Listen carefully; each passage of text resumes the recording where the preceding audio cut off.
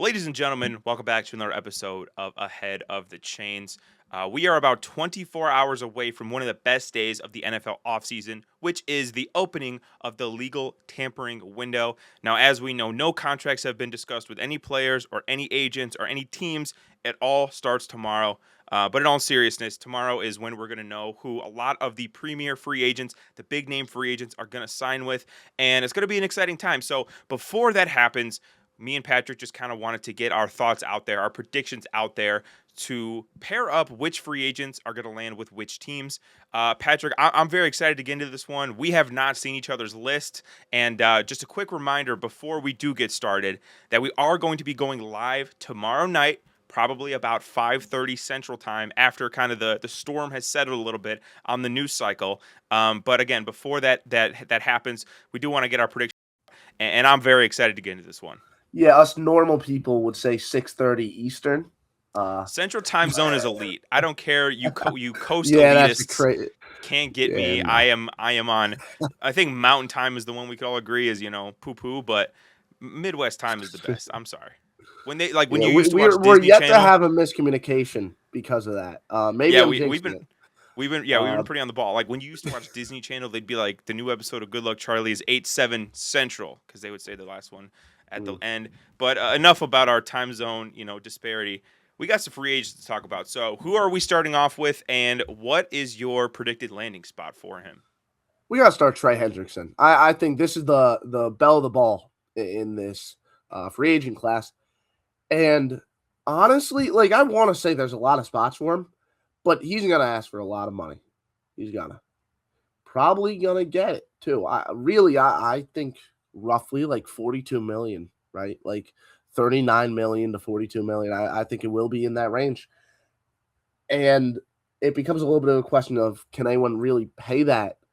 I think Washington is a team that you throw around, but I think Washington is going to want to spend on a lot of different players, not just a lot of money on one guy, right? So I don't think Washington will be the team.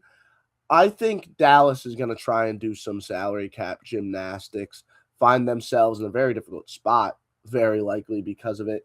Probably trade someone uh, because of it, but I think they are. Like, we saw how much they were trying to go all in on Max Crosby. I think now they're going to try and go all in on Trey Hendrickson, and maybe we see a guy like George Pickens or CeeDee Lamb get moved later this offseason. So we don't have the same team, but we had similar thoughts. We both went with teams that came up just short in the Max Crosby sweepstakes. I went with the Chicago Bears. They cleared a lot of cap space over the last week or so. I think in anticipation of getting Max Crosby, they came up short as we talked about. I think they need a pass rusher badly, like badly, badly. Montez Sweat, Dio Dangbo, those guys are not getting it done at the level that you need right now. The Bears, I think, have again geared themselves up to afford Max Crosby, and now the consolation prize will be Trey Hendrickson. I don't know that he will get the 40, 41 that you're thinking. I would actually think it would be a little bit cheaper, not to get too into it.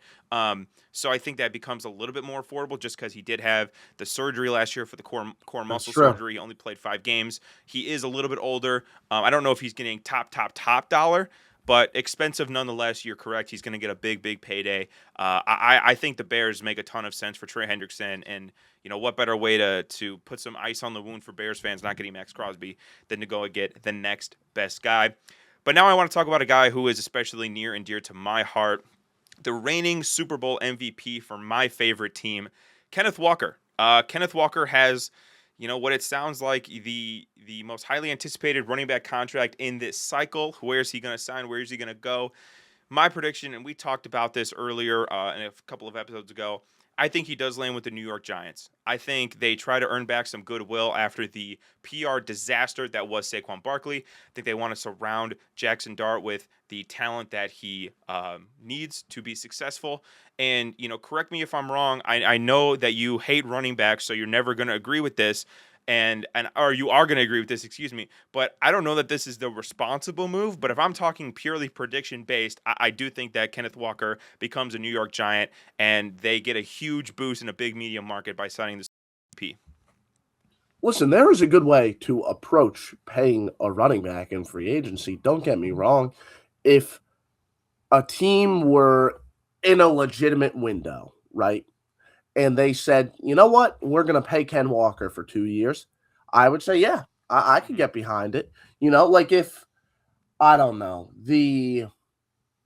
let's say the Seahawks, right? Conveniently, right? They were just his former team. I don't think the Seahawks are going to get him back. But let's say the Seahawks found, a possibility of signing him on a 2 year, $44 million contract where the last year is voidable, right? Entirely voidable the last year. So if they wanted to void that second season, they could.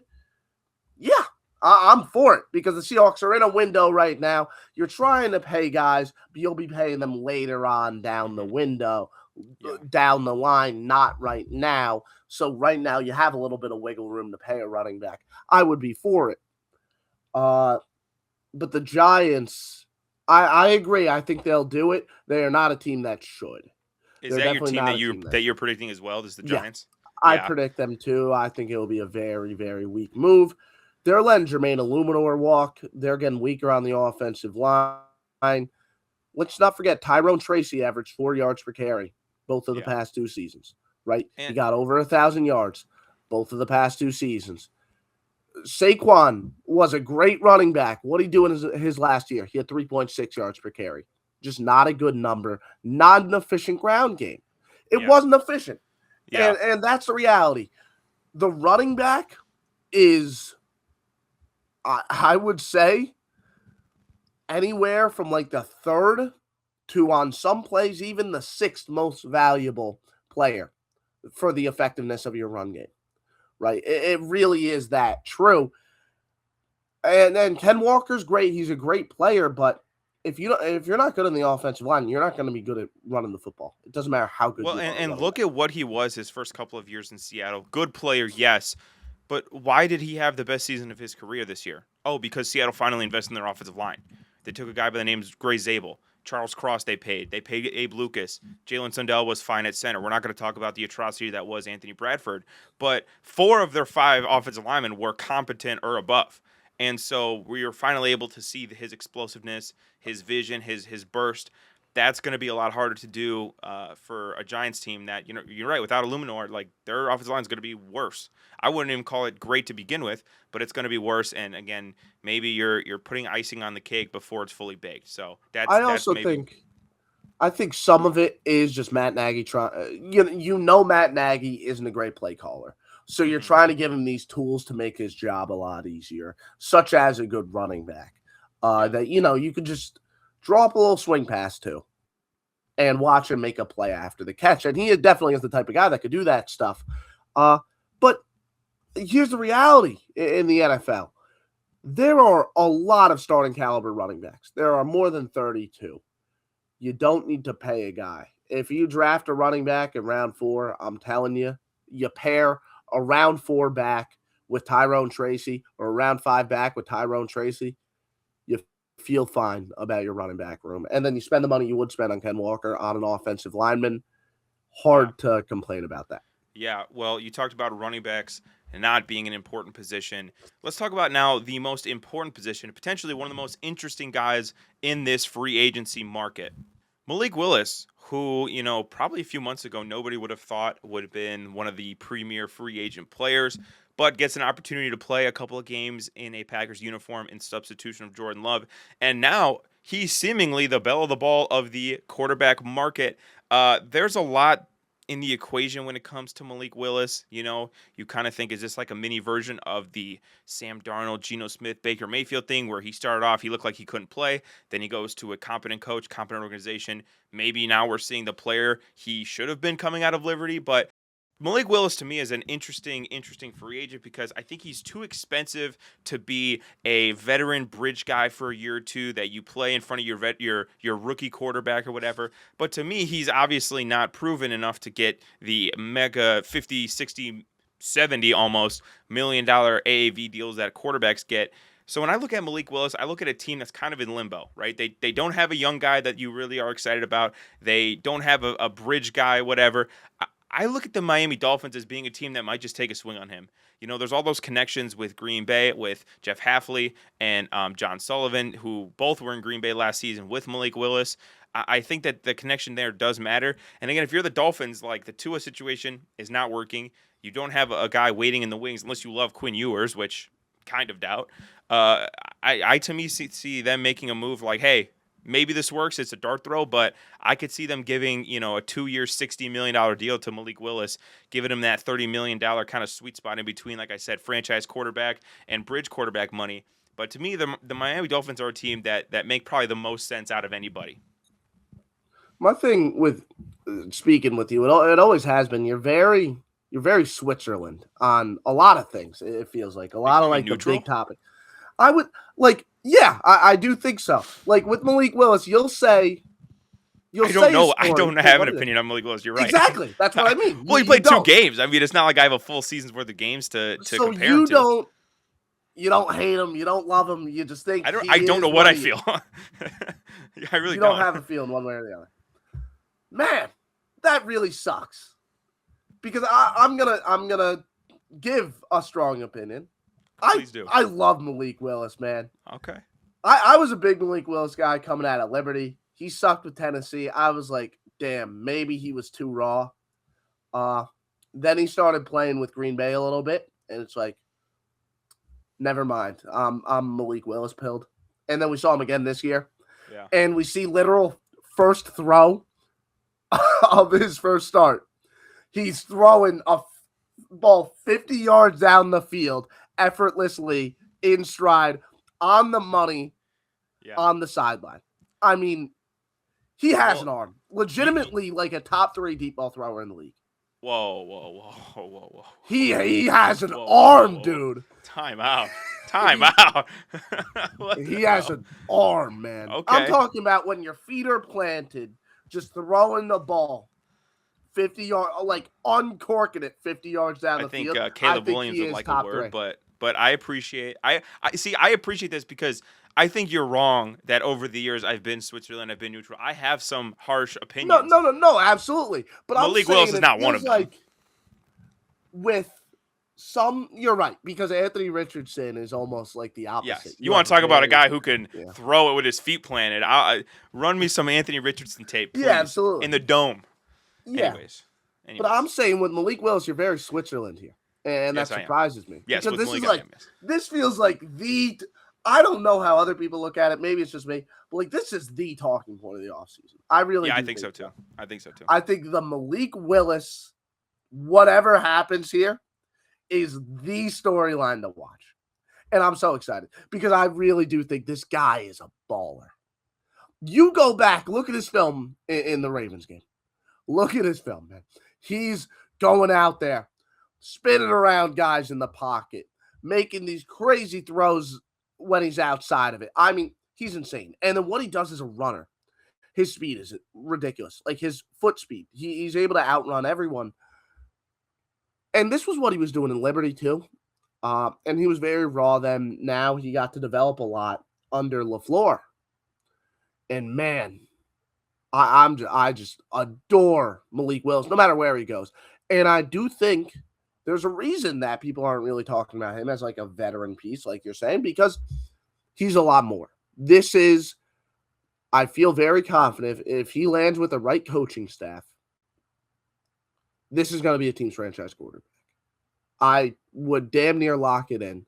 If he goes to a team that knows how to develop a quarterback and a coaching staff that knows what they're doing and is even remotely competent, a team is going to find their franchise guy in free agency.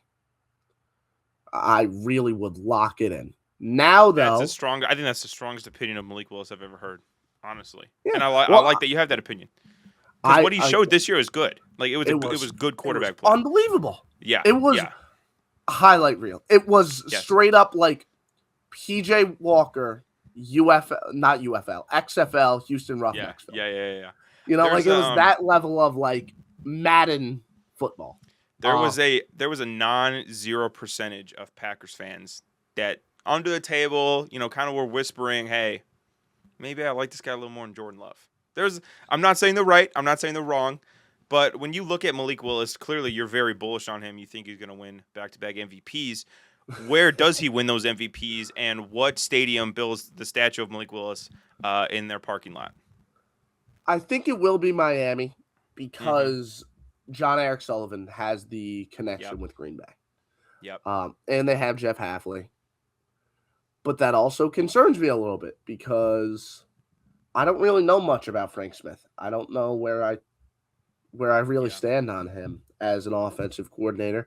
He's a run game guy. He's never developed a quarterback before, really. Mm-hmm. He comes from the Greg Roman tree. That isn't overly uplifting. And for say what you want about Miami the last few years, which you could say a lot, but they will probably more than likely downgrade at offensive scheming and offensive play calling this coming year. Like that's the reality. But Yeah, for all of his flaws, and I Mike agree. McDaniel could draw a But whiteboard. Could draw on the whiteboard. where I would like to see him, even though I think he goes Miami, sadly, but where I think he goes and like balls out potentially, give him to LaFleur's brother. Give him to the other LaFleur. Go to Arizona. Dude. If Malik Willis goes to Arizona, throw in a Marvin Harrison Jr. Yes, I'm still Marvin Harrison Jr. pilled. Me too. Trey I'm pilled as McBride. well. Trey McBride. Yeah. Michael Wilson. Mm-hmm. I mean, come on. I That'd think be Marvin awesome. Harrison would be putting up Marvin Harrison numbers with Malik Willis is your 100%. That'd be yeah. awesome, dude. It could be. Speaking of, I mean, we talked about Malik Willis being a Hall of Famer. Speaking of another potential Hall of Famer, Mike Evans. I think we're both on the same page. Malik Willis probably goes to Miami, a guy who has been playing in Florida for his entire career. You know, this to me seems like just the way that I've been feeling, just the way that, you know, the rumors are going around, just whatever. Seems like Mike Evans and the Buccaneers are destined for a divorce. You know, he's been there since 2014. 12-year marriage that lasted a lot longer than a lot of people's marriage. I think that when you look at Mike Evans, there's still a role for him. Like, this is not, Shaq on the Celtics meme or whatever. This is a guy who could still contribute meaningfully for your football team. And for that team, I think that's going to be the Baltimore Ravens. I talked about that. I brought it up a week or so ago when we talked about it. The Ravens just really need this big body, go up and get it, 50-50 ball, 6'5" monster, right? They have a lot of short, fast guys right now. And that's fine because your entire offense is a track team. But when you construct your offense this way, it gives you some versatility. It gives you guys that have different skill sets, guys that can do different things. And especially now that we know they just traded for Max Crosby, we know the Ravens are pushing all of their chips in the middle of the table. Why not go sign a guy like Mike Evans, 2 years, $30 million, something like that, and help out Lamar Jackson, help out your football team, and again, just try to maximize this 2-3 year window that you have to be a real contender for the Super Bowl. I think this is maybe just, I'm not a Ravens fan, but this is just maybe my own bias. I just think that this would be awesome. He fits so well. Again, I know they might have to get a little creative with the money, but Mike Evans to Baltimore to me is a great spot, and I think it would make both sides happy. So I think that'd be awesome, right? And I would say, after we talked about that Crosby trade, I've kind of had more time to think about it. The Ravens are a few more pieces away than I was. Like, I was living very much off of adrenaline when we talked about that trade.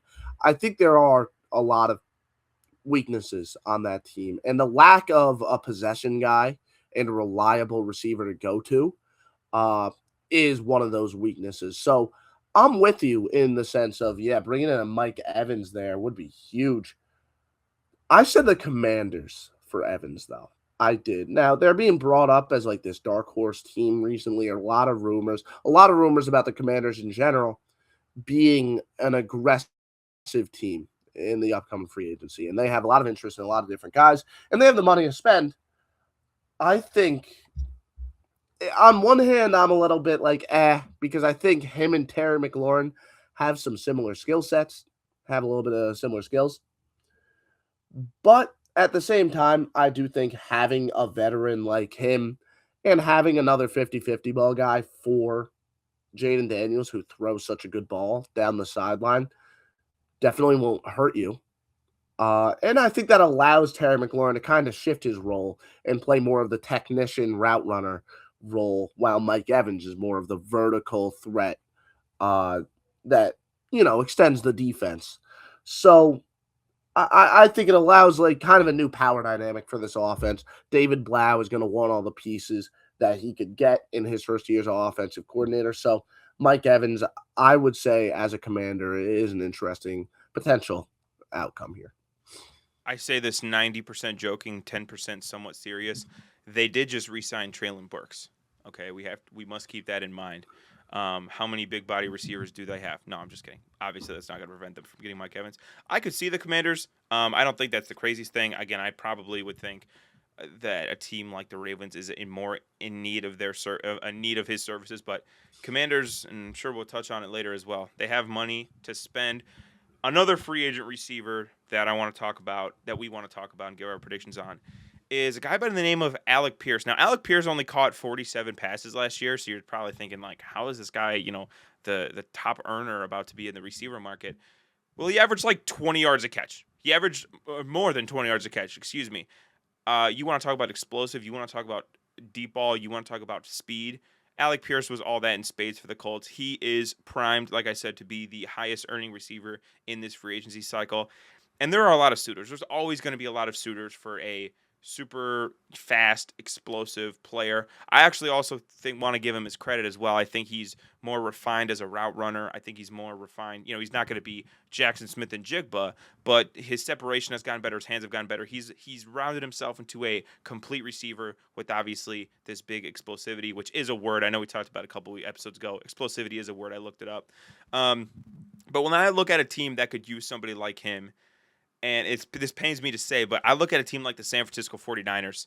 I think that they are willing to drop a bag on a guy like Alec Pierce. Their receiver room has kind of been a mess the last few years. Like, their best receiver consistently the last 2 seasons has been Juwan Jennings, who's also a free agent. I mean, they traded away Deebo Samuel. They extended, and then he just disappeared in Brandon Ayuk. Ricky Pearsall has not been the player they wanted him to be, and he's been hurt a whole bunch. So their receiver room has kind of just been a mess. Now they're probably losing George Kittle for most, if not the entire year. They need a reliable, secure pass rusher other than Christian McCaffrey. I think the 49ers make a lot of sense for Alec Pierce. So I agree in terms of the 49ers being this nice potential landing spot. Do you agree with this entire not agree in terms of it happening, but agree with the process behind Alec Pierce potentially being this highest paid free agent receiver? No, I think it's incredibly risky. Like, we talked about this with Devin Lloyd, where it's like, we're paying a guy because he had a career year right before free agency. That should raise some red flags. That should raise the alarm bells. But, I mean, if you're the 49ers, you kind of have to. I mean, he's going to get, I would imagine, north of 25 a year. So we're talking about like maybe a 3-year, $80 million deal or something like that. I mean, look at the contracts you already have on the books here, man. Yeah. That's what I'm worried about with the 49ers. I wonder if this it's the end of the road here for our guy Trent Williams, but they'll need to get creative for sure. If Williams is gone, then should they really be going receiver in free agency? I don't know. That's a good question. Like, well, if you lose Trent Williams, there's no replacing him at all. Pierce would add a new dimension to a Shanahan offense for sure. Mm-hmm. Because Shanahan has never had like the big body receiver, but he also doesn't really like those guys. Well, he's 6'4" and fast. That's the thing. Yeah, but he wants the dynamic route runners that are very nuanced. And Alec Pierce, this is why I say he shouldn't be this incredibly highly paid player. He's very one-dimensional in his game. He is going to stretch the field and catch the 50-50 ball. That is what he does. He did get better, though. His routes were better this year. But he doesn't have a huge route tree. Like, he still has one role, and that is all he's really going to do. He is kind of DK coded in that way. Like, DK is a more physically imposing, human being, but Alec Pierce is kind of DK coded, where he's tall, he's fast, he has a limited route tree, but man, when those deep balls connect, they look pretty. So I think DK could do a little bit more after the catch, at least. Well, like I said, he's bigger, stronger. Like, DK is just it's kind of like tackling, like the Terminator sometimes. Like, DK with the ball in his hands absolutely is better, but in terms of before the catch, Like I think they're pretty comparable. Yeah, but the point is, and DK Metcalf isn't exactly perfect either, but Exactly. Pierce is very one-dimensional. And I Yes. really do think someone is bound to get burned by paying him that type of money. Uh, and I really hope it's not the 49ers because I don't think they could really spare that money. You know what team I think can spare the money because they have a quarterback who nearly won the MVP and he's still on a rookie contract? Drake May and the Patriots. Alec Pierce being a Patriot, oh man, just because of the 50-50 ball. I mean, Drake May, the way he throws the ball downfield, he really slings it, man. Alec Pierce, it's a perfect marriage in terms of play style, right? Drake May wants to stretch the field. Alec Pierce, perfect for stretching the field, perfect for catching the 50-50 ball. It's a really, really nice marriage. Again, though, they're probably going to have to add someone else with Pierce because Pierce definitely can't be Stephon Diggs, right? He needs someone that could get open down to down, not just once in a while for a big play. But Pierce can help in just that specific role. And they have the money to spend big on kind of a role player like Alec Pierce. Yeah, I don't know who Drake May is. I have heard of Drake May, but that's probably the same guy you're talking about. But in serious note, like I do get that the Patriots want to spend money. They want to spend money on an impact player, which is why I'm going to transition to talking about Tyler Linderbaum. I think the New England Patriots should go and get Tyler Linderbaum. And I think this for a few reasons. You just mentioned it. The Patriots are kind of flush with cash right now. They have money. They're not paying Drake May, and they're going to squeeze every ounce of opportunity out of that. They need to pay guys now before Drake May makes $70 million a year. The reason I think the Patriots are going to get a guy like Tyler Linderbaum is for a couple of reasons. Number one, look at what happened in the Super Bowl. Across the board, their offensive line was embarrassed by the Seahawks. I do not think that a physical, a guy who is so about the line of scrimmage coach like Mike Vrabel is going to want to see that repeat. He is going to go out and bankroll this team and make sure that does not happen again. The second point to that is they just traded their starting center, Garrett Bradbury, to the Chicago Bears. And I don't think they would have done that had they not had a secure plan in place. Is Garrett Bradbury, Creed Humphrey or Nick Mangold? Absolutely not. He's a fine center. He's a starting caliber center. And so when you trade a guy who is an unquestioned starting center, you better have a plan in on the back end of that to go replace him with a guy much better. And again, look at what happened to them in the Super Bowl, even in other games around this year. I think that they are the team that's going to go get Tyler Linderbaum. They got the money, and they have the motive to go get a difference maker on the offensive line. So I agree. They definitely want that. That is a very poorly kept secret in the league right now. Everyone knows the Patriots are in on Tyler Linderbaum. Mm-hmm. The issue is that a lot of other teams are. Yep. And it's going to come down to who could pull out more of their checkbook. And yeah, the Patriots definitely can. The Patriots definitely have some money, but so does Washington. And again, we know they want to spend big this year. And we know they want to be aggressive for this year, for the upcoming future. Linderbaum in this type of zone-heavy offense that we think it still will be. David Blau, he's going to bring in a new offense, but I imagine they're still going to use a lot of move blocking from the offensive lineman. Linderbaum is great at that. I think Commander. I would say Commander once again right here. Both of them both the Patriots and the Commanders have quarterbacks who are very good but aren't getting paid yet, so you have the money to spend. Commanders just have a little bit more right now.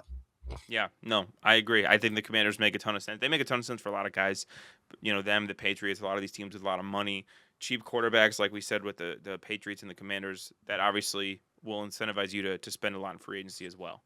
Now, switching things up to the defensive side, there's a couple of names I want to go over here. Starting with Devin Lloyd, the definite, without a doubt, the top off-ball linebacker in this free agent class.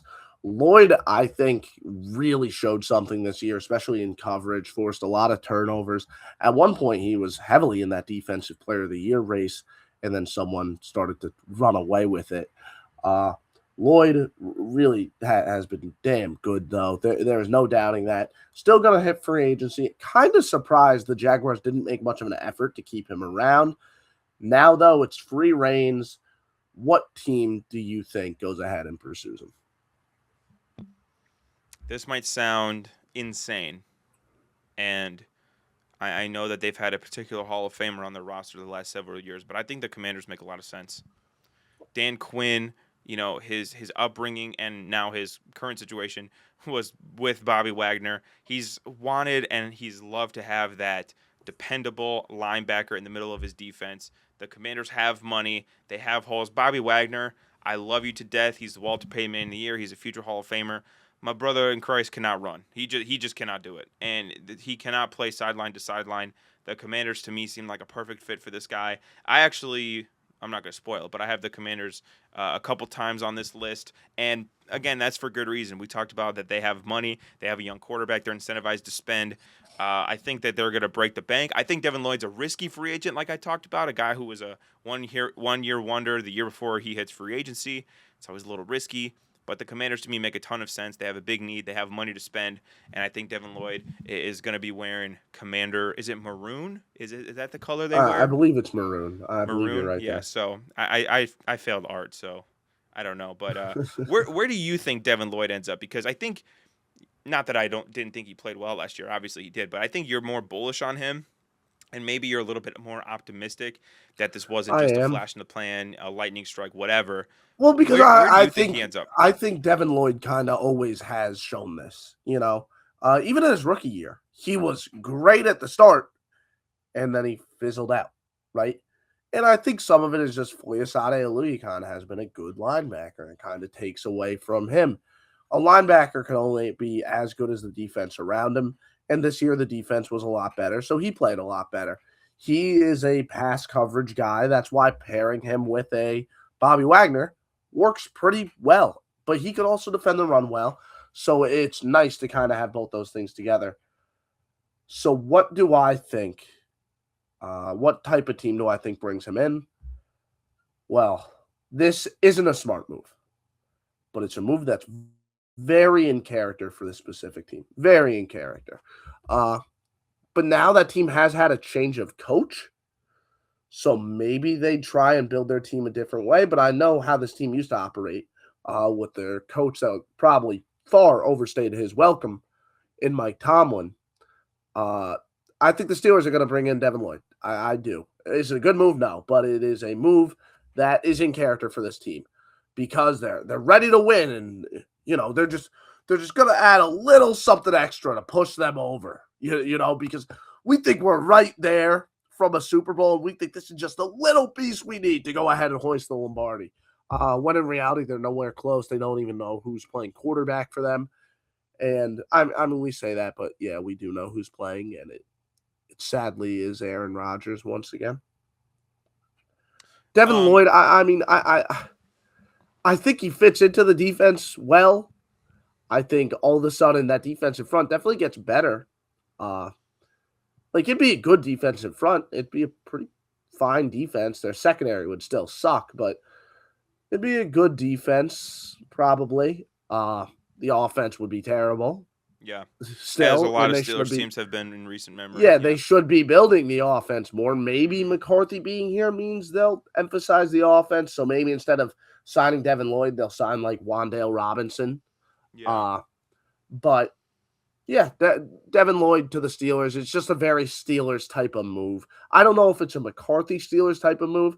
We'll see if that's any different. But to me, I really see what's the photo of wow, so much has changed, and it's just a kid's yearbook photo back-to-back years. He looks exactly the same, and it's just a different shirt on. Or to the, me, yeah. To me, that's the Mike McCarthy from Mike Tomlin change.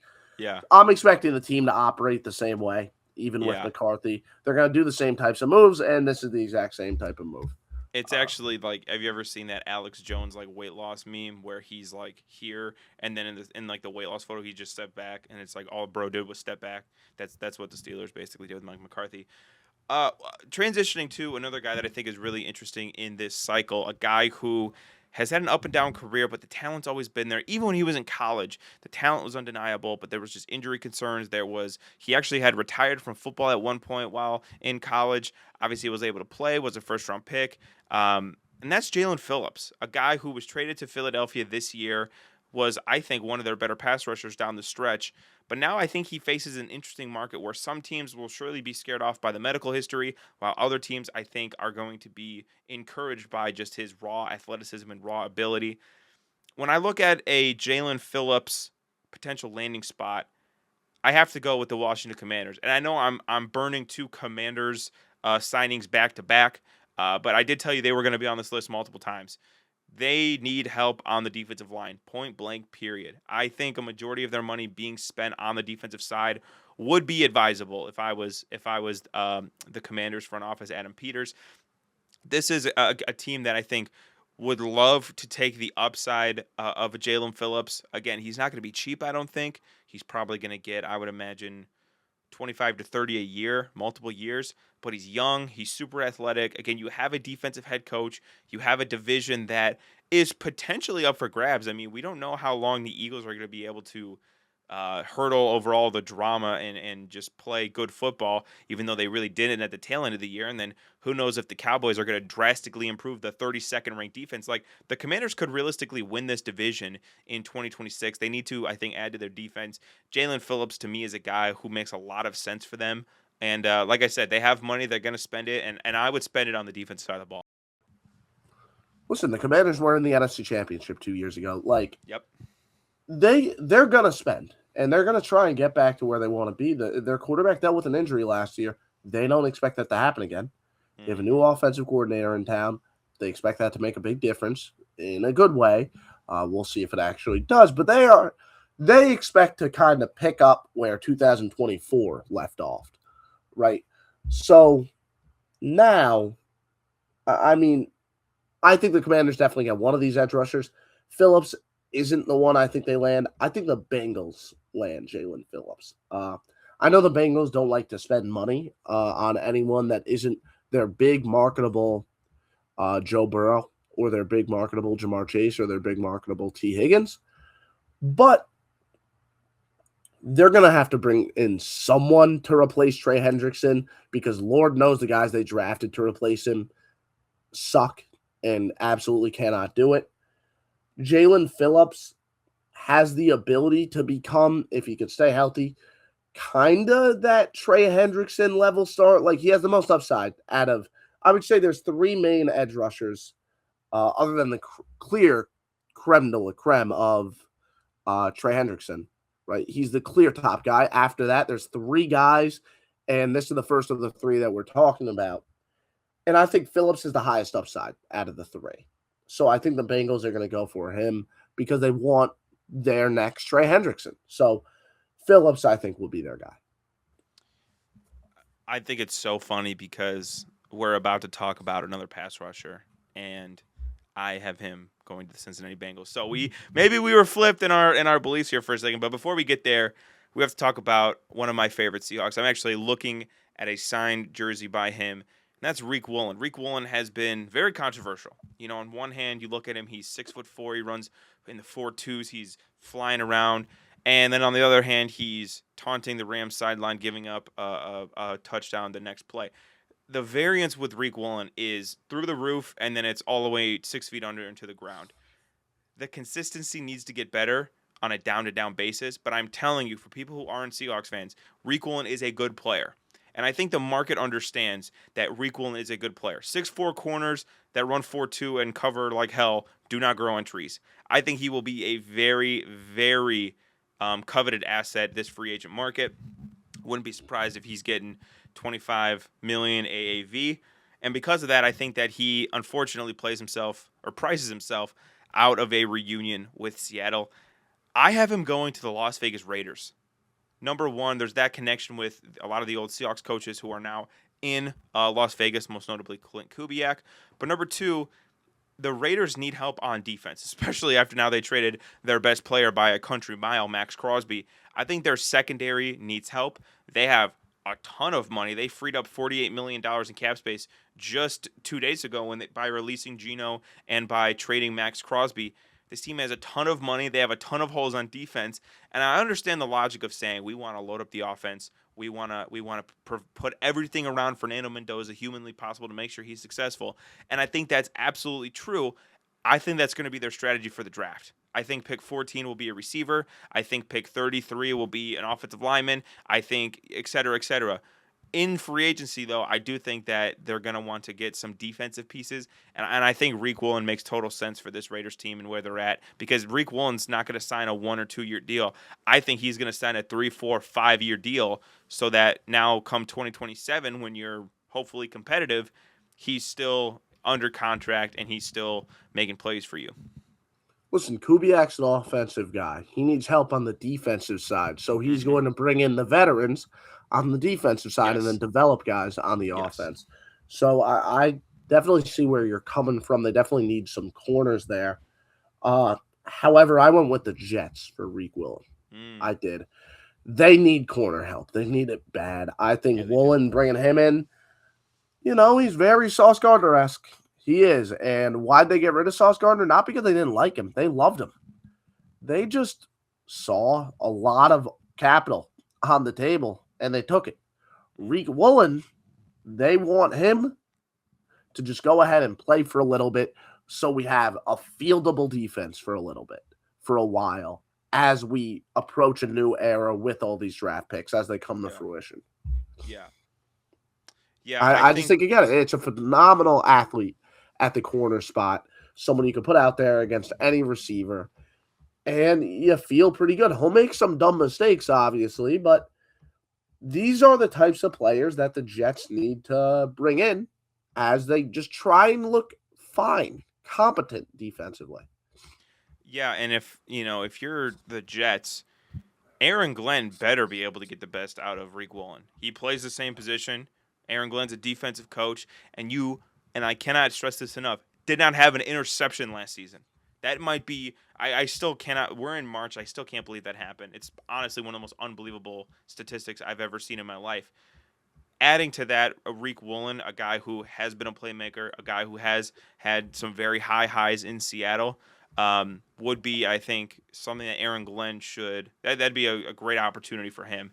But rounding out, this part of our show, we have to talk about another Seahawks defender that is a free agent. And I'm going to echo a lot of what you said just a few minutes ago. I had Boye Mafe going to the Cincinnati Bengals for a lot of the same reasons that you mentioned. Their defensive line, sans Trey Hendrickson, is abysmal, garbage. Any negative word you want to throw in there, you could probably get demonetized by a lot of the words you could describe that defensive line with. Horrible. Boye Mafe, is he an absolute superstar? Is he, going to get you 15 sacks? Is he going to put up Max Crosby level production? Absolutely not. But he's a legitimate defensive end. He's a solid defensive end. He was I would say, it maybe sounds disrespectful to say out loud, but he was a rotational piece with Seattle. That, I think, says less about him as a player and more about just the crazy amount of depth that Seattle had on their defensive line. I mean, they were rotating in him, Derek Hall, Tank Lawrence. Like, this was a stacked defensive line, so he just didn't get the snaps to put up those gaudy numbers. In Cincinnati, he's going to be their best pass rusher by a country mile, like I said, and he's going to make that defense somewhat legitimate, and I think that he makes perfect sense for the Bengals. I mean, it's kind of a lot of what you just said about Jalen Phillips. He's probably a half tier below what Jalen Phillips is, upside-wise. I do think he's a good player, and I do think the Bengals will need his services badly. But my thing that I look at, because again, there's 3 edge rushers after Trey Hendrickson that are very clearly in this tier. It's Jalen Phillips, Boye Mafe, and Odafe Owe. Out of those 3, if you're trying to bring in their next Trey Hendrickson, someone that could make up for a very bad other starting 10 on the defensive side, you got to go for the upside. You got to go for the Jalen Phillips upside. Even if Phillips has an injury history, Do we think Mafe is though not Mike in Brown it. will spend the Jalen Phillips money? That's my thing. Where But I think they might all cost pretty much the same. I think bang for your buck, Boye Mafe might be a better option. I think Jalen Phillips might get not significantly. I do think he'll get a noticeable amount more than Boye Mafe. At least that's my opinion. Maybe I'm misreading the market. But my thought was defensive end help for the Bengals while not totally breaking the bank for a guy like Jalen Phillips. So they go a little bit cheaper and they get, again, ceiling wise, 80% of what Jalen Phillips could be with Boye Mafe. But I think Boye Mafe also has a higher floor than Jalen Phillips because he hasn't done with a lot of those serious injury risks. So that's me kind of putting on the Mike Brown thinking cap and Mm. operating like the Bengals Mike do. Brown doesn't do the thinking. he He doesn't. just He does the doesn't do yelling. much. He just points and just Yeah, I mean, yeah. him and his 4-person scouting department. Oh, and we could tell. Yeah, Like yeah, it yeah. shows. It shows that you only have 4 He's people one in of the scouting scouts also. department. There's Yeah. 3 other people on staff. 2 of them are interns. One guy hasn't done anything since the 70s. So it's just he's just free balling it out there, man. He's just making He stuff up drafted as he Joe goes. Burrow, though. Dude, you don't get any credit for drafting Joe Burrow. I'm sorry. You have the number 1 overall pick. It's like when 49ers fans are like, "Oh my god, Nick Bosa was such a great pick." No, he wasn't. No, he wasn't. You had the 2nd overall pick. It wasn't a great pick. Whatever. You don't get any credit for that. Now, as for Just where I think Mafe's going, I just look at the name, Boye Mafe. Doesn't that seem like a Raider? yeah. Am I wrong in saying, like, you could That's very see like Jack Mafe? Tatum, Ted Yeah, you could Hendricks, see Boye Mafe on the Mafe. back of a Raiders jersey. Yeah, you could. Like you Yeah, could see that, yeah, and they need someone else to be Max Crosby. They don't want to go out there like it would suck if Kubiak goes there with Fernando Mendoza, and they just suck and win 1 game all year, 2 games all year. When you draft number 1 overall, I know it's great to get the talent that you get at first overall, but it's kind of embarrassing, right? You don't want to be drafting number 1 overall back-to-back years. You don't want to do that. no. In your first year, you want to prove to the team, hey, I'm a good coach. This is a winning culture I'm trying to build here. If we win 7 games, 6 games, I can prove that a little bit. If we win just 2 games, it's hard for guys to trust me. It's hard for my first-year quarterback to trust me. Bringing Boye Mafe is going to help you still be a good defense even without Max Crosby. Yeah, I think we're on the same page where if you're the Raiders, we want to draft offensive players and we want to sign veteran defensive players. I would be pretty shocked if they didn't sign one of these Seattle defensive free agents. Kobe Bryant, not on our list, but another guy who the Raiders could potentially bring in. Clint Kubiak went up against him every day in practice, won the Super Bowl with him. I wouldn't be shocked at all if one or multiple of these guys ends up in Las Vegas in Sin City. Now, for 2 more quarterbacks, right? Let's revisit the quarterbacks for now. Kyler Murray. We'll start with him, then move on to Geno Smith. Kyler, I'm not going to lie, it is an intriguing name. I do think there's valuable upside here. I do think you could look at what happened in Arizona and say it's a little bit of a mislapse coaching-wise. I do think you could gaslight yourself into saying there is true upside here. I really do. And maybe I'm too optimistic, which is rare for me to say. But listen, Drew Petzing, he's all about structure. He wants a structured offense, right? Kyler Murray, that's not like how he likes to operate. That's not his style. So that wasn't really a good match. And then Cliff Kingsbury, that had a lot of good moments. That Cliff Kingsbury, Kyler Murray marriage. There were a lot of good moments there. It was just that he couldn't finish seasons well there. I don't know. I mean, maybe I look at it too optimistically, but I do think there is true valuable upside with Kyler Murray here, even in the year 2026. Yeah, and I have a prediction for him. I think we talked about Malik Willis, and you're clearly very bullish on Malik Willis, and I'm more bullish than most on a guy like Geno Smith. I will say you're probably getting Kyler Murray for the league minimum. Like Arizona owes him money this year. He could sign for $1.5 million. And if you're getting Kyler Murray for $1.5 million, that'll be one of the best quarterback contracts in football. Will he be one of the best quarterbacks in football? No. But I think that will be one of the best quarterback contracts in football. So there's a lot of, if you're in a situation where you're in a tough spot right now with your quarterback, but you like your head coach, You like your defensive coordinator. Your defense has been good for a couple years in a row. If you're, maybe a certain team out in Minnesota, I think Kyler Murray is a very tempting option for you. The J.J. McCarthy situation is weird. And if you go out and you sign a guy like Malik Willis, or if you, go out and you draft a guy like Ty Simpson or whoever, it makes that thing over and done with. You sign Kyler Murray to a 1-year contract. Kyler Murray gets his 1-year prove-it deal before he can hit free agency to go and make a bag like Sam Darnold did. And you're not necessarily done with the J.J. McCarthy experiment. You could just tell him, hey, we're going to sit you for 1 year. We're going to gear you up for 2027. Also, for the Vikings, I mean, I know this is an uncomfortable topic, and I know people don't really want to discuss it, but what has Kevin O'Connell done success-wise? He's been a great offensive play caller. He's been a great – I think Kevin O'Connell's a good coach, but at a certain point, the clock starts to tick. He hasn't won a playoff game in Minnesota, right? And their quarterback decisions that I'm sure were largely based on his opinion have not worked out. Most notably moving off of Sam Darnold for J.J. McCarthy. So to get a 1-year, lottery ticket with Kyler Murray, I think is worth it for the Vikings. Again, he'll cost you nothing. I would almost certainly guarantee he's better than J.J. McCarthy. And this is a Vikings team last year that won 9 games.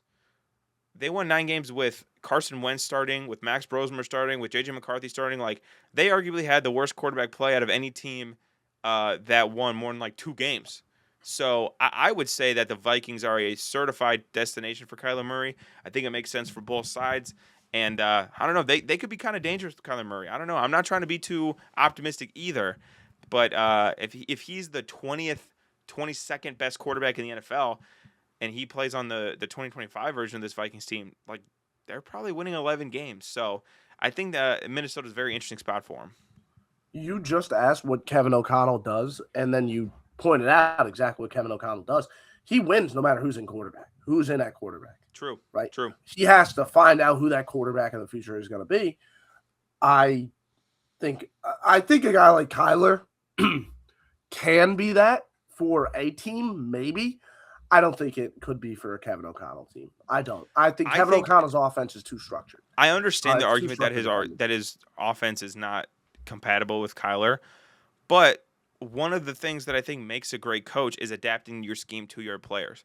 I think that he's plenty smart enough that if next week, Kyler Murray's a Minnesota Viking, he'll have 3 to 4 months to design an offense tailored around Kyler's strength. So I don't necessarily think, if Kyler signed, in mid-August, I think it would be a lot more problematic.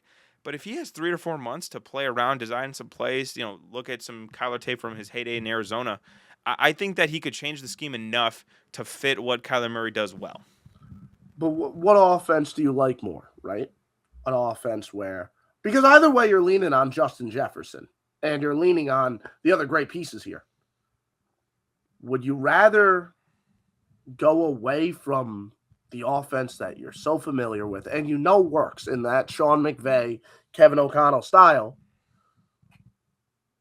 or you trade for Mac Jones and then you're able to stick to the Sean McVay style? I really think that's exactly what's going to happen. I think it's going to work like a charm.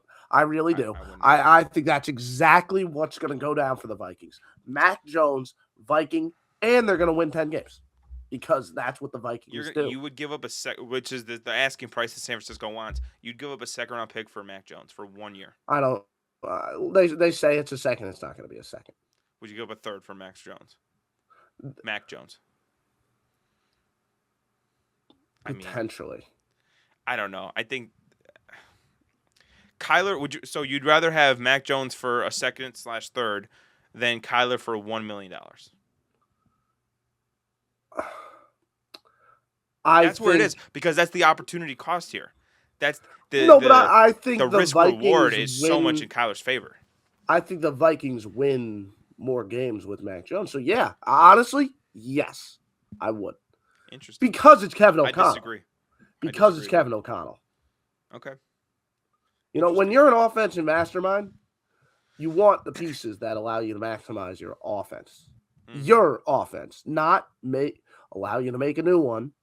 Because while I think Kyler can, become a real option for a team and their long-term future, I don't think he's a guy that a guy that offensive coach who has a working system should recreate their brand for. I don't. I don't think he's that. Okay. I do So where think do if you he think goes to Kyler the, goes then? I think he goes to the Jets, where he could just play Kyler Murray football, and we see. If you're Kyler Murray, though, why Mhm. would you want to go to the Jets? He has a starting job. You can get a starting job with the Vikings. I don't think I just said I don't think the Vikings offer him. Well, okay, if the Vikings don't offer him, but I mean, we're talking about going to I would say the worst, them or the Browns, Listen, the worst organization of football. So And if you're trying to do the Sam Darnold, go there for a year, rebuild your career, hit free agency, and get a bag, that the Jets are not very, very conducive to doing that. In my the opinion. only other team I could see offering him a starting job, I think a lot of teams will offer him as a backup, which maybe he entertains that, just so he could kind of rebuild, because a lot of quarterbacks have become better because they became backups. Look at even Sam Darnold, right? Yeah. Maybe Kyler Murray goes to Cleveland. I could say Cleveland. He'd start in Cleveland, though. He would start in. He wouldn't. He'd He start would. in Cleveland. He would. Yeah, he would. So I would say Cleveland over the Jets. I would say that. I'll change it on the spot here. Okay. I'll say right. Cleveland, but I don't think. I think the Dolphins take Malik Willis, so I don't think the Dolphins will take him. Yeah. Obviously, the Raiders are getting Mendoza. So, what other starting jobs are Miami, if they don't get Malik Willis, maybe. I mean. Yeah, I mean, maybe. Sure.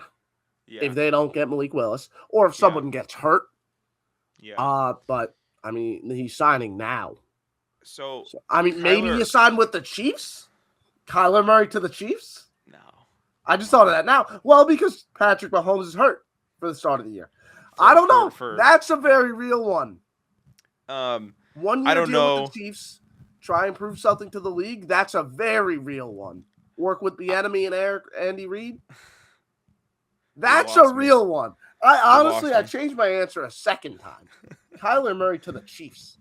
If I'm Switzerland for being neutral on Malik Willis, what does it say about you that you're switching sides? What, you Paul Revere? Well, are you side flipping on me now? Am I not allowed to commend my co-host argument? Am I not allowed to say... Okay, when you phrase it like that, you can do whatever you want. When you phrase it like that, you can do whatever you want. Am I not allowed to say, yeah, if I'm Kyler Murray, I wouldn't want my last hoorah to be with the Jets? Yeah. I think that's fair to say.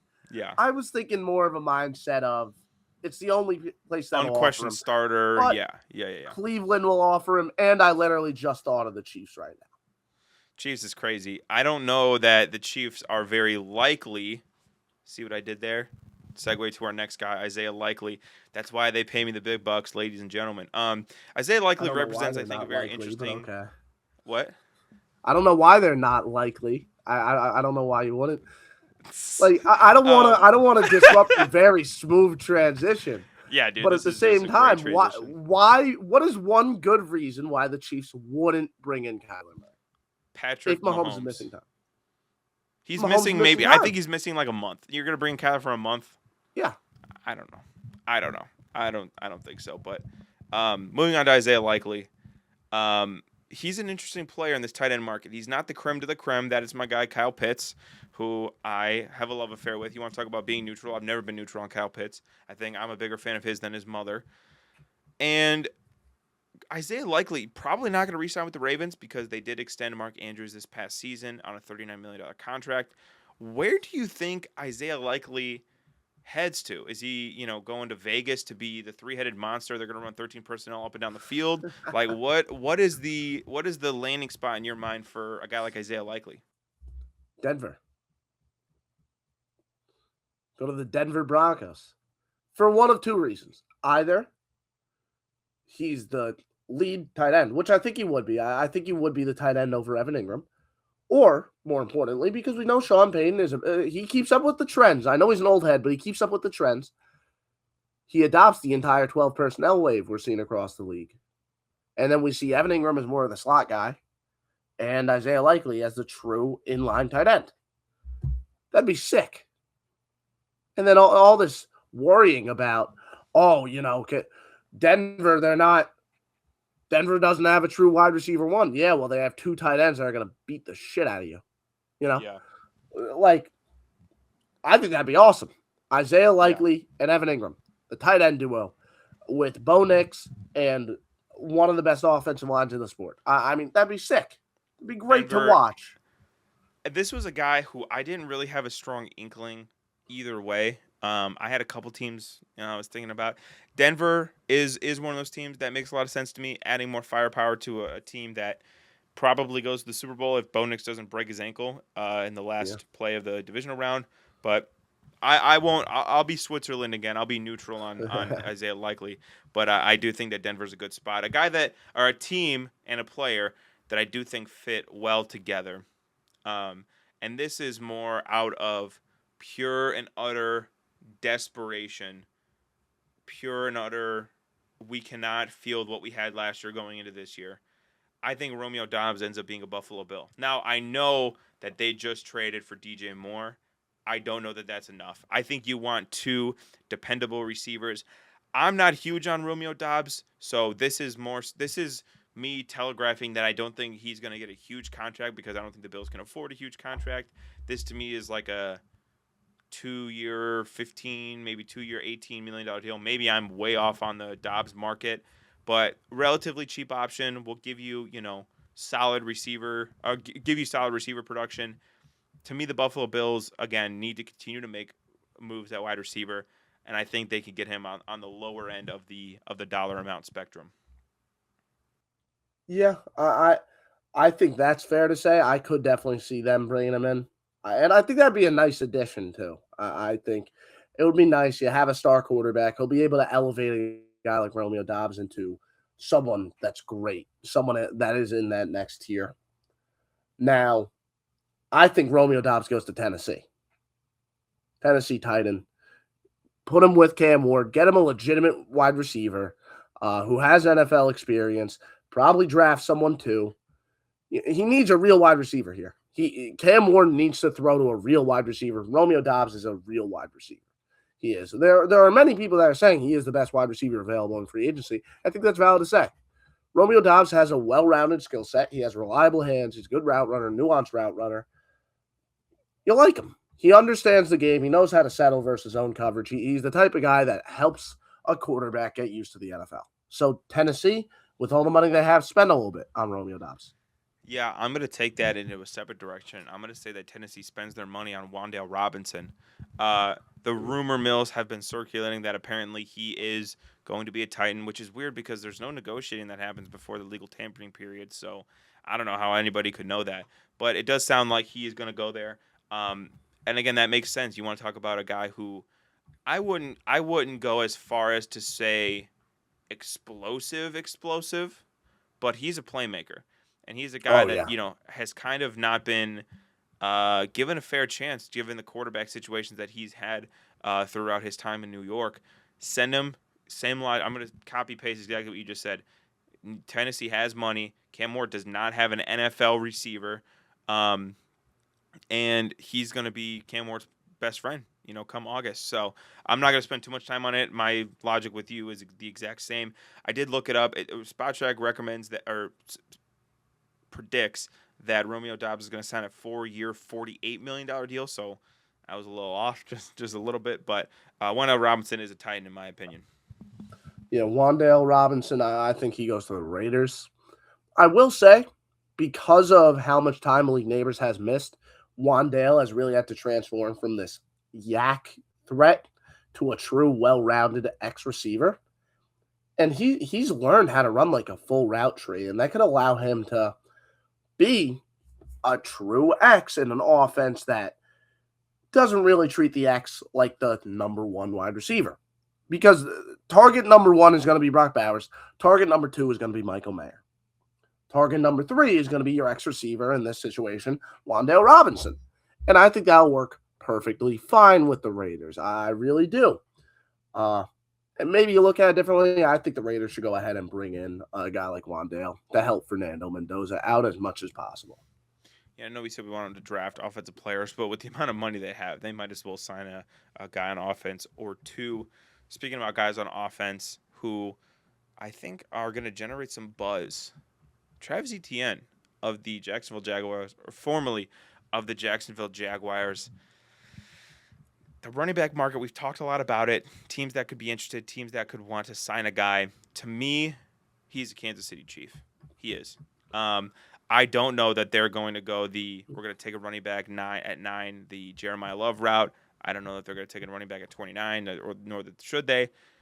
To me, Travis Etienne will be cheaper than a Kenneth Walker, cheaper heady at the free agent market than a Breece Hall. But he gives you 80% of what those guys can do. He's also a good pass catcher, which obviously would be good in this offense. I'm excited to see what the Chiefs could do with a legitimate running back for the first time in multiple years. So I think running back's a need for them. Not a huge need, not a need that they're going to spend, $20 million a year on. But I think you can get Travis Etienne on $10 million per year. 2 for 20, 3 for 30, whatever it is. I think he makes sense as a Kansas City Chief.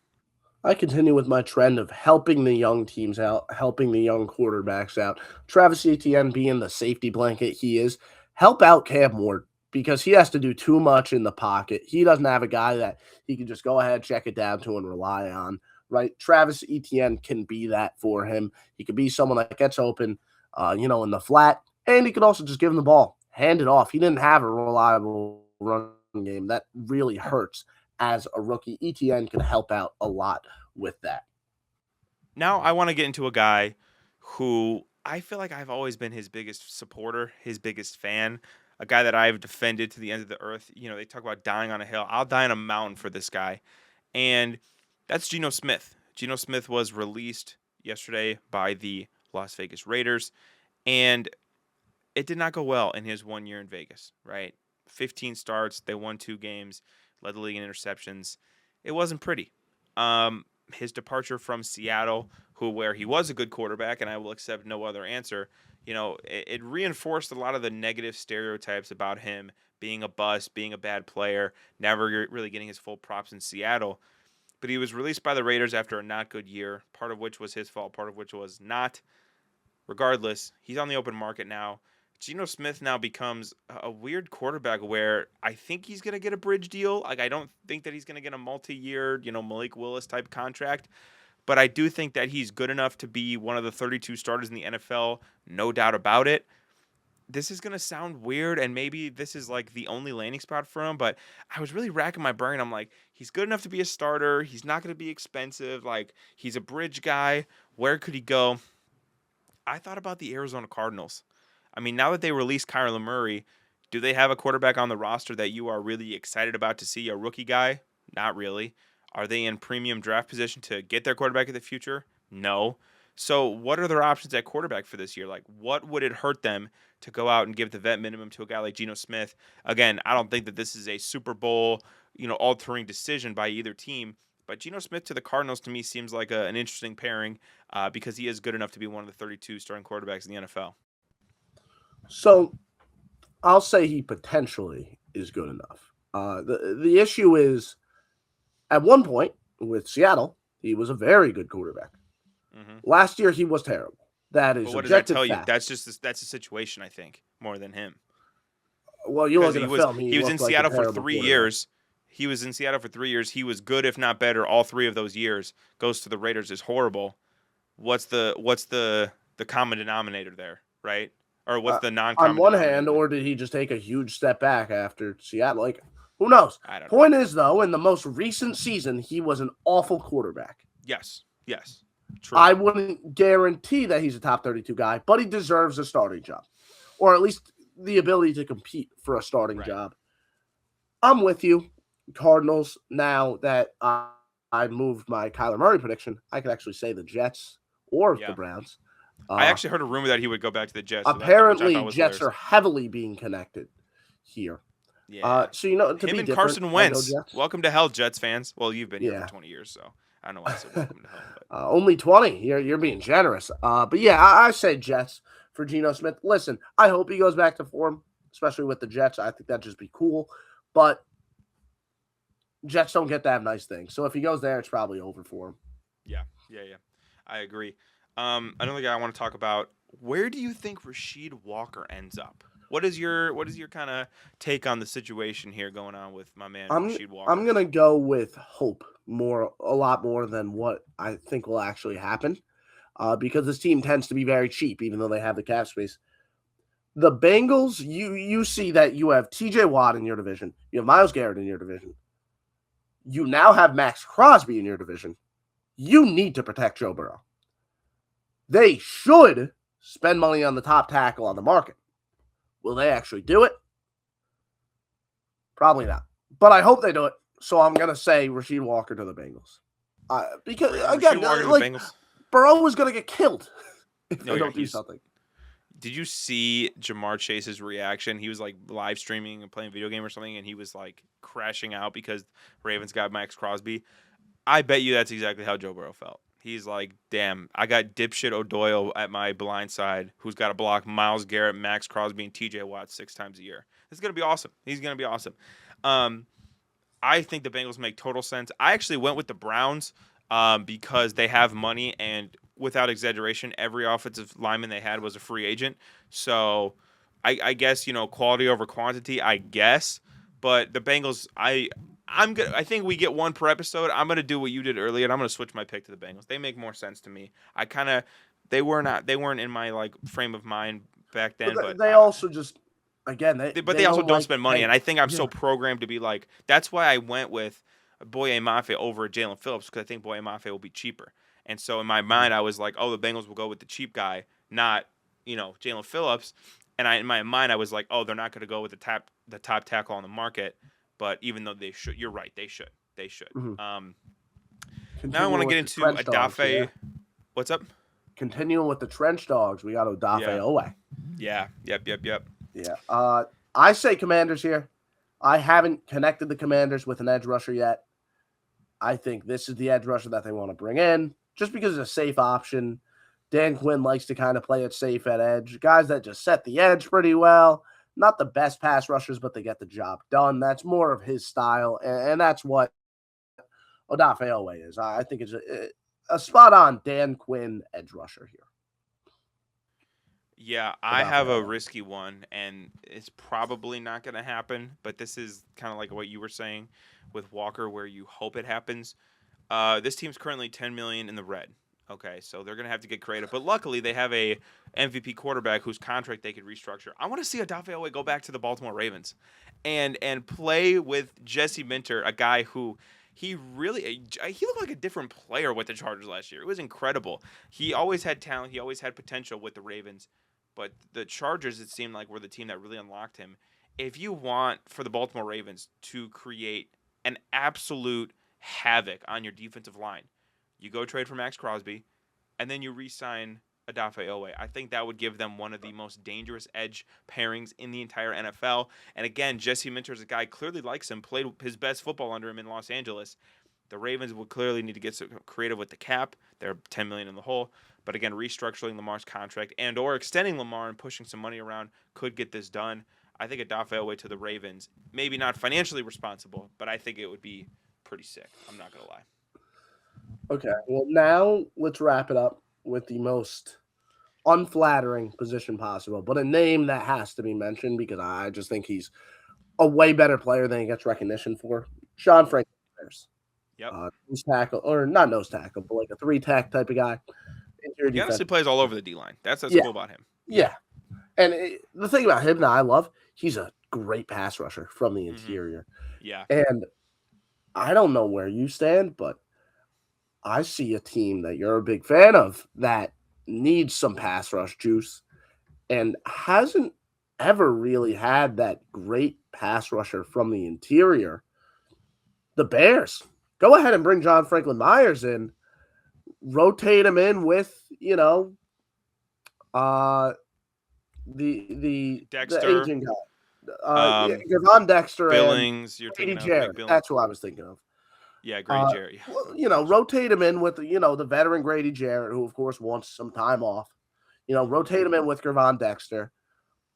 John Franklin Myers goes in. He's probably the best defensive lineman on that team right off the bat. Mm-hmm. I mean, he could provide so much just as a pass rusher for you. Yeah. And they need that really bad. Yeah, they do. They invested in defensive line last year. Grady Jarrett, Dio Dangbo, Shamar Turner in the second round. and none of that worked. Like, none of it worked. It was just Mhm. 2 bad contracts and a rookie who, like, tore his ACL. It was just horrible. I don't disagree with the Bears at all. I went with a different frame of mind because I thought they're going to spend big on Trey Hendrickson. Who's going to sign JFM? It's going to be the Tennessee Titans, trading away Tavondre Sweat, Robert Saleh coming in. He in San Francisco, if you remember, he had dominant defensive tackles who could rush the passer. Eric Mhm. Armstead comes to mind, especially. Um, this is a team in Tennessee who I think is going to rebuild their defense with Robert Saleh. The Tennessee Yeah. Titans have money, like we've mentioned. This is a guy who could do everything. And swapping out Travondre Sweat, pairing him up with Jeffrey Simmons. I mean, how good was the both teams in the Super Bowl had absolutely dominant duos at defensive tackle.